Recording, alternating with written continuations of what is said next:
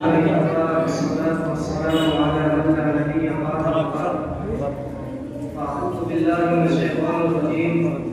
بسم الله الرحمن الرحيم. ولولا أن الله الناس بعضهم ببعض لفسدت الأرض ولكن الله خير العالمين.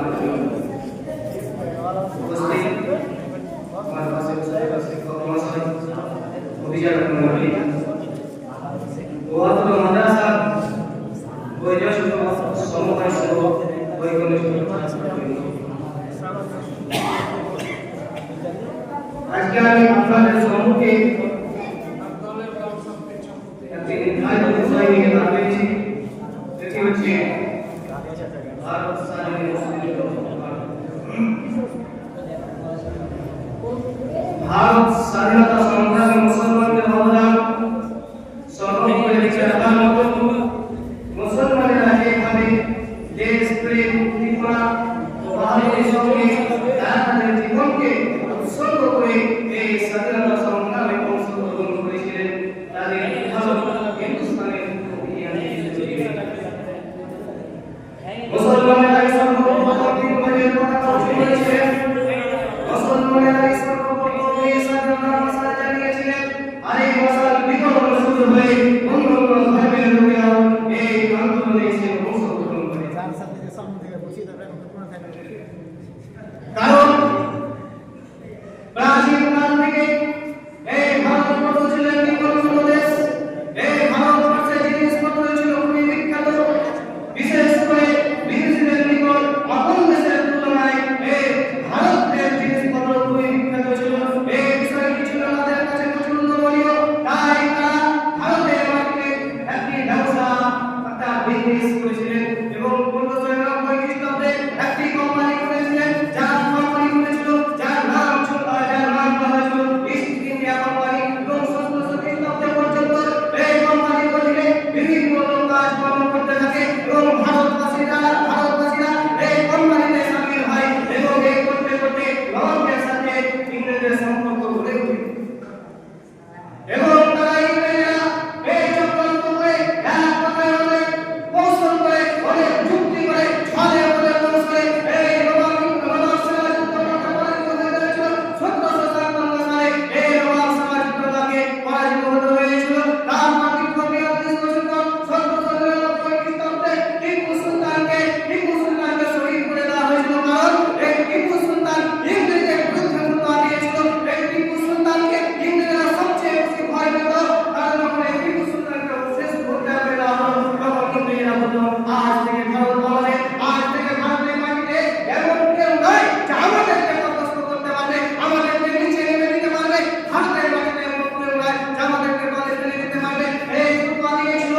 তারপর 1803 খ্রিস্টাব্দে শাহ আব্দুল আজিজ রহমাতুল্লাহ তাদের বিরুদ্ধে মুদ্রা দিয়েছিলেন। এটা কখনোই সম্ভব নয়। আজ যেমন বর্তমান সিচুয়েশন চলে এসেছে, আজ বর্তমান পরিস্থিতি এমন হয়ে গেছে, যেমন বর্তমান পরিস্থিতিতে এমন কোনো নবাব নাই যে ইংরেজদের বিরুদ্ধে মুদ্রা দিয়ে লড়াই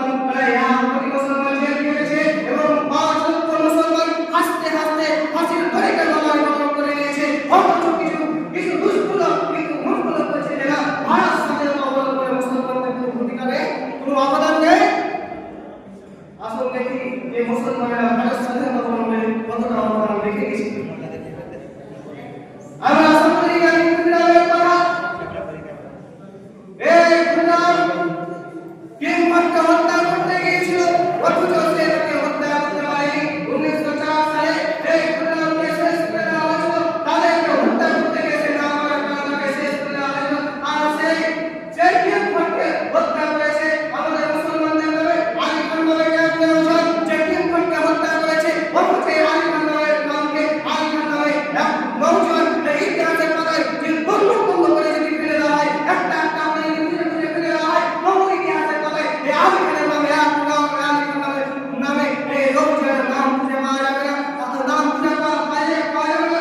আমরা সকলেই জানি মাওলানা মঈনুদ্দিনের মতো একজন বীর সৈনিক যিনি ব্রিটিশদের বিরুদ্ধে বলেছিলেন ব্রিটিশ বিহীন ভারত চাই, ব্রিটিশ বিহীন শাসন চাই, অথচ মাওলানা মঈনুদ্দিনের মতো একজন বীর সৈনিককে এই ভারতের ইতিহাসে তার নাম খুঁজে পাওয়া যাবে না। আবুল কাসিমের মতো একজন বীর সৈনিককে তিনারও নাম এই হিন্দুস্তানের স্বাধীনতাতে তার নাম খুঁজে পাওয়া যাবে না। আপনি বলো যে না এইগুলো নাম বেছে ফেলা হয়েছে, অথচ কিছু লোক বলছে যে না ভারত স্বাধীনতা অবলম্বনে মুসলমানদের কোনো অবদান নেই। সম্মানিত উপস্থিতি, আমাদের মুসলমানরা কত অবদান রেখে গিয়েছে। ফিল্ড মার্শাল রাওয়াল তার নিয়ে হিন্দুস্তানের 41 সাল ধরে রেখেছেন, যার ফলে 54 সালে প্রায় 27,000 মুসলমানকে ইংরেজি ফাঁসিতে ঝুলিয়ে দেওয়া হয়েছে। ইতিহাস বিশেষজ্ঞ এর ঘটনা শুনেছেন 1864 থেকে নিয়ে 1867 পর্যন্ত প্রায় 3 বছরের ব্যবধানে 14,000 মুসলমানকে ফাঁসির মধ্যে ঝুলিয়ে দেওয়া হয়েছে। শুধু তাই নয়, আমাদের ইতিহাস দিল্লির চার চক্রে দেওয়া পর্যন্ত প্রায় প্রত্যেকটি সড়কে আলেমদের নাচ ঝুলতে দেখা গেছে, খাওয়া স্মৃতি করা গেছে। আমি যখন দিল্লি পৌঁছলাম এবং ক্যাম্পে অবস্থান করলাম, সেখানে পুরা মানুষের মুসলমান চাকরির মধ্যে আসলো এবং আমি ক্যাম্পের পিছনে গিয়ে দেখি 40 জন আলেমকে তারা উল্টো করে আগুনের পাশে বেঁধে রেখেছে এবং আগুনের পাশে বেঁধে তাদেরকে বলছে তোমরা আমাদের বিরুদ্ধে ফুটবল বন্ধ করো, তোমরা আমাদের বিরুদ্ধে কথা বলা বন্ধ করো, যদি তোমরা বন্ধ করো তাহলে তোমাদেরকে ছেড়ে দেওয়া হবে, তোমাদেরকে মুক্তি করে দেওয়া হবে। যখন এই কথা বলেছিল তখন সেই সময় সে আলমগীর বলেছিলেন এটা কখনোই সম্ভব নয়, যতক্ষণ আমি বেঁচে আছি, যতক্ষণ আমি কথা বলতে পারছি, এই আল্লাহর জন্যে যতক্ষণ আমার সাহস হয়েছে তোমাদের বিরুদ্ধেই কথা বলবো। এই কথা বলার কারণে তাদেরকে আগুনে ভস্ম করে দেওয়া হয়েছে, তাদেরকে আগুনে পুড়িয়ে শেষ করে দেওয়া হয়েছে। আপনি বলো যে না ভারত স্বাধীনতাতে মুসলমানদের কোনো অবদান নেই। আল্লাহ সুবহানাহু ওয়া তাআলা বলেছেন সূরা বাকারা সূরা নম্বর 8 নম্বর 51 নম্বর বলেছেন ওয়ালাকুল্লাহ রাসূলুল্লাহি নাসা ওয়ালাকুম বিমাইনা হাসানাল্লাহ ওয়ালাকিন্নাল্লাহ আমিন। আল্লাহ সুবহানাহু ওয়া তাআলা যদি একজন মানুষের কি গুনাহ করতে তাই জীবনটা বিধ্বস্ত হয়ে গেল, কিন্তু আল্লাহ সুবহানাহু ওয়া তাআলা বিশ্ববাদী প্রতিবাদী হয়ে এই আয়াতটা সেটাই